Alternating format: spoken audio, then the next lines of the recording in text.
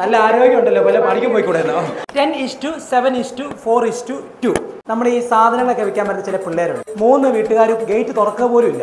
ഇവിടെ ഇഷ്ടംപോലെ സാധനമൊക്കെ ഉണ്ടെന്ന് പറഞ്ഞ് അവർ ഇറക്കി വിടും. ആകപ്പാടെ ഗേറ്റ് തുറക്കുന്ന 7 പേര്. അതിനകത്ത് 3 പേര് കേൾക്കാൻ പോലും തയ്യാറാകത്തില്ല. 4 പേരായിരിക്കും കേൾക്കുന്നത്, 2 പേരായിരിക്കും മേടിക്കുന്നത്. ആ 2 പേര് മേടിച്ചപ്പോൾ ആ കുട്ടിക്ക് 400 രൂപ ലാഭം കിട്ടി എന്ന് വിചാരിക്കുക.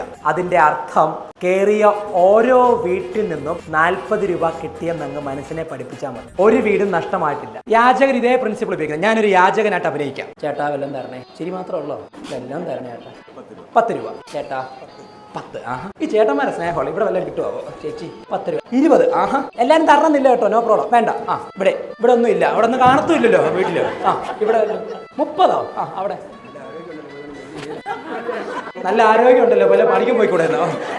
10 വീട്ടിൽ ഞാൻ കയറി, 3-4 കറ്റോട്ടിടിച്ചു. സാരമില്ല. 10, 20, 60, 90 രൂപ കിട്ടി മൊത്തം. 10 വീട്ടിൽ കയറിയപ്പോൾ എനിക്ക് 90 രൂപ കിട്ടി. പൈസ തരാത്ത ഈ ചേട്ടന്റെ വീട്ടിൽ നിന്നും എനിക്ക് 9 രൂപ കിട്ടി. ലോ ഓഫ് ആവറേജ് ഒരു ബേസിക്കലി നമ്മളെല്ലാവരും സെയിൽസിൽ മനസ്സിലാക്കേണ്ട ഒരു ലോ ആണ്. ചിലപ്പോൾ ആദ്യത്തെ 4 വീട്ടിൽ എനിക്ക് ഒന്നും കിട്ടത്തില്ലായിരിക്കും. ഞാൻ ഇവിടെ കൊണ്ട് നിർത്തിയാൽ എൻ്റെ വരുമാനം 0. ചിലപ്പോൾ 5ാമത്തെ ആളായിരിക്കും പൈസ തരുന്നത്, 6ാമത്തെ ആളായിരിക്കും, 7, 8 തരത്തിലോ 9, 10 ആയിരിക്കും നമുക്ക് തരുന്നത്. നിങ്ങൾ ഈ ബിസിനസ് നിർത്തിക്കൂ. 100 പേരുടെ അടുത്തുനിന്ന് അടുപ്പിച്ച് നോ കേട്ട് കഴിഞ്ഞിട്ട് ബിസിനസ് നിർത്തിക്കൂ.